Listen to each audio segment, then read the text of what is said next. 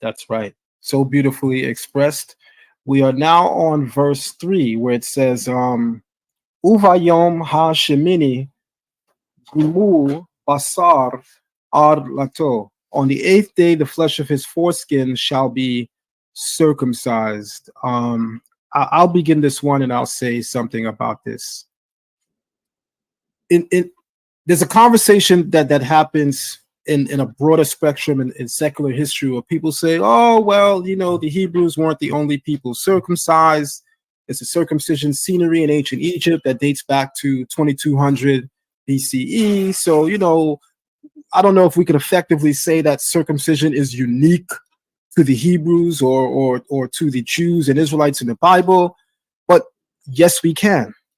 Because the circumcision scenery captured in ancient Egypt in the year 2200 BCE, that happens to grown men at the age of 30 who are being inducted into the Egyptian priesthood. Similarly, Hashem, the creator, says of Israel that we are Malchut Kohanim, a kingdom of priests.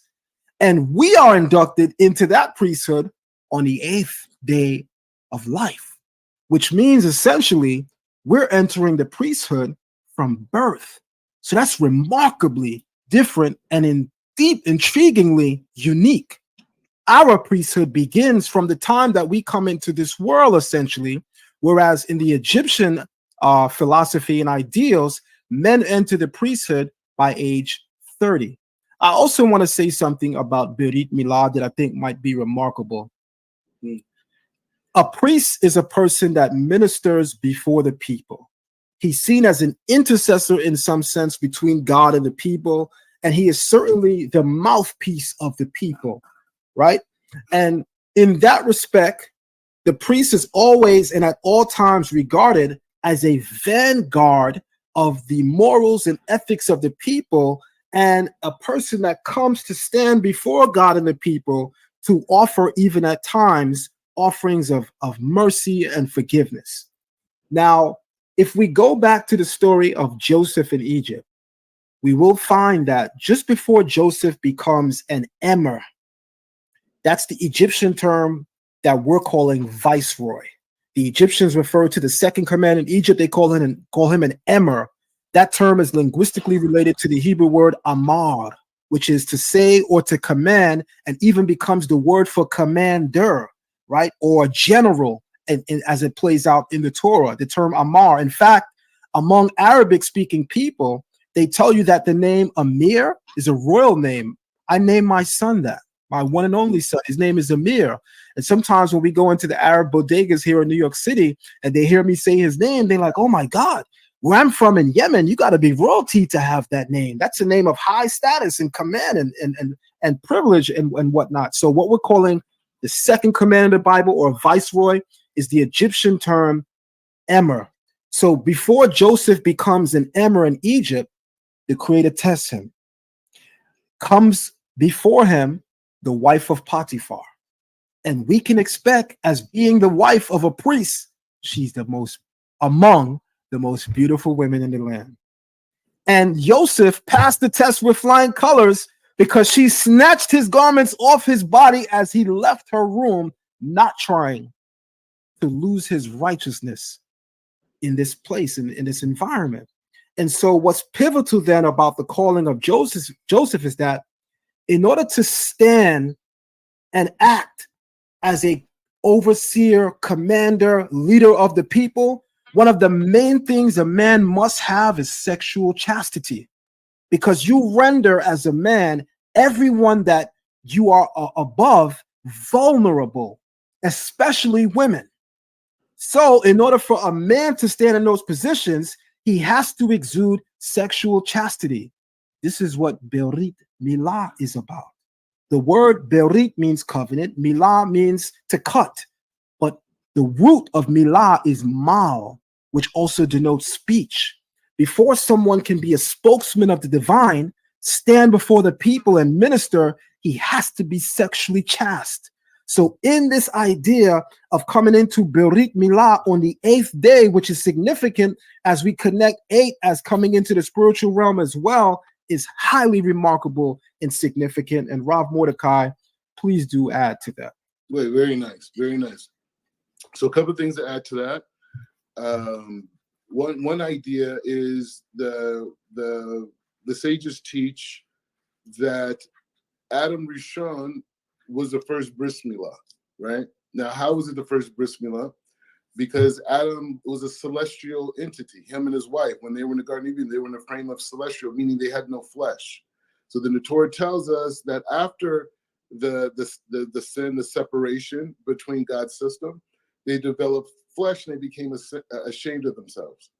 So the brit milah, right, the brit itself, that aspect happened to bring Adam back to his original state, to remove that aspect of flesh over that part of the body was there to bring Adam back to the original level before the ego. So the fact that we have foreskin now is a byproduct of that sin, right?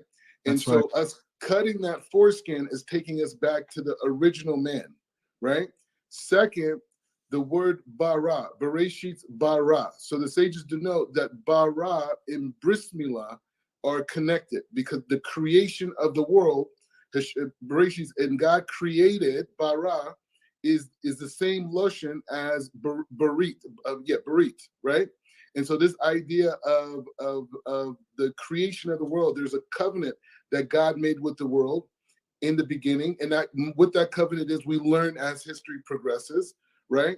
That it's I just got distracted for a second. So anyway, so that aspect of going back to that original man happened, right? Later, we hear Abraham is given the commandment to do a brit milah to him and every single person in his home, right? Now, this is the question for Rav Zion because he knows a lot of things that I don't know. One of which that I picked up on so far is history in terms of chronological history. So the sages teach that when Yosef became viceroy, what he did was when he became viceroy, he was in charge of all the grain that he prophesied that would go rotten in the world or whatever. So the Midrashim teach in detail and says that the nations of the world first came and they bought grain, right? The second time they came, they bought more grain. Third time they came, they ran out of money. So they sold all of their land. And then the fourth time they came, they eventually sold themselves. But Joseph put a condition on them when they ran out of money that in order for them to receive grain from Egypt, that they all have to circumcise themselves, right? Which is a big discussion. Why did Joseph want to sacrifice and these different things, this whole dynamic? There's one belief that says that part of the body, that foreskin, actually brings a dark energy into the world. We're talking about different aspects of light and darkness. That aspect's bringing darkness in the world. And so one position says that Yosef made the whole world do brit milah, or a portion of the world that was coming to get grain to do brit milah because he wanted to remove that evil from the world. So when his siblings came, there was kind of somewhat of a culture of circumcision that would allow the sexual illicitness that comes from the evil of that part of the body, if it's not dealt with in a kosher way, it would decrease it greatly. So does that connect to the time frame of when the Egyptians were doing circumcision? That definitely connects because we have to figure that Joseph's generation is a significant amount of years removed from the actual Exodus. And so the pharaohs at the time of the Exodus are not even natural-born Egyptians. The pharaohs of the pharaoh of Joseph era is not Egyptians. The pharaoh in Joseph era, and this is why history is important, there are people known as the Hyksos or the Hyksos. Josephus talks about them, the shepherd kings. They are the western branch of the Amorite Empire. So the Amorite Empire that breaks into the world on or about the 18th century BCE, you have the eastern branch with Hammurabi in the east, and then you have the western branch making their way into the Levant and eventually into Egypt, where they become kings in the delta which is where the region of Goshen is, which is where the region where the Israelites are, and they had dominated the Egyptians for 200 years. This is why in the 18th dynasty, the first king of Egypt, whose name is Amos the First or Chamos the First, when he comes to throne, he kicks out the Hyksos, and then he begins to deeply subjugate the Israelites. This is the Pharaoh that says he knew not Joseph. Everybody knew who Joseph was. It's impossible to not know who Joseph was. But this Pharaoh had no respect for Joseph because of the prior regime. These were a foreign Asiatic Semitic people ruling in Egypt, and Egyptians suffered under them. So this is why, and I'm going to add context now, right? Again, saying this in this moment is the reason why history is also important. This is why the Pharaoh says in Exodus 1 that we must deal wisely with them, lest they join our enemies. What enemies? What war was recently going on that the Pharaoh is afraid that the Israelites might align themselves with somebody? So at this time in history, they had just expelled the Hyksos. The Hyksos now move into the Levant. The Amorites are making their way into the land of Israel. Remember, the iniquity of the Amorite is not yet full. Then you have Cushites that are also beginning to war with the Egyptians. So Egyptians, after the expulsion of the Hyksos, they're still fighting with Hyksos rulers who are in the Levant or in the land of Canaan, and they're also warring with Cushites. So what's the issue?